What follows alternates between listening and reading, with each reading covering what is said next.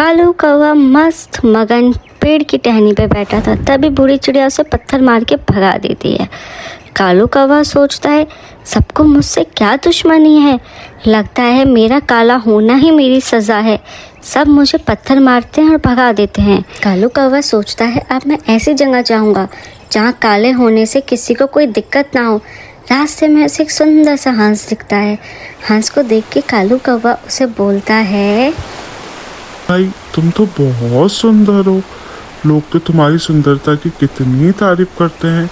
तुम्हारा रंग कितना गोरा है, तुम कितने सुंदर हो। और एक मुझे देखो, कितना काला हूँ, कितना बदसूरत हूँ कि जहाँ भी बैठता हूँ लोग मुझे पत्थर मार के भगा देते हैं। अरे कालू भाई, नहीं, मैं कहाँ हूँ इतना सुंदर। सुंदरता तो तोते की है, सब तो तोते के दीवाने हैं। सबको उसका रंग रूप बहुत अच्छा लगता है, क्योंकि वो बोल भी सकता है और इंसानों से बातें भी कर सकता है। हंस की बात सुनकर कालू कौवा सोचता है, लगता है अब तोते से बात करनी पड़ेगी। अरे सच में तोते भाई, तुम तो बहुत सुंदर हो। हंस भाई ने सही बोला कि सबसे सुंदर तो तोता राम ही है। एक मुझे देखो, कितना बदसूरत हूँ मैं।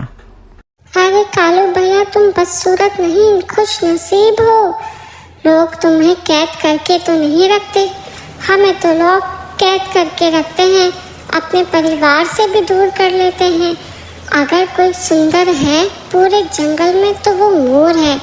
लोग तो मोर से प्यार करते हैं, सब उसे दूर दूर से देखने आते हैं, उसे अच्छा अच्छा खाना देते हैं। सबसे सुंदर तो मोर ही है। कालू कौवा निकल पड़ता है मोर को ढूंढने।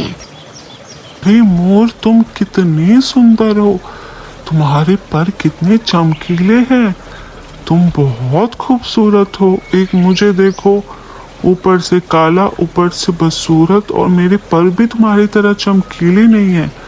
सही कहा था, सबसे सुंदर तो मोर है। लोग उसे दूर दूर से देखने आते हैं और बहुत अच्छा खाना भी खिलाते हैं। सबसे सुंदर तो कालू भैया तुम ही हो। देखो, जो तुम्हारा मन करता है तुम वो करते हो। जहाँ जाना है, जो खाना है, सब तुम्हारी मर्जी से होता है। हमें तो दूसरों की मर्जियों से जीना पड़ता है।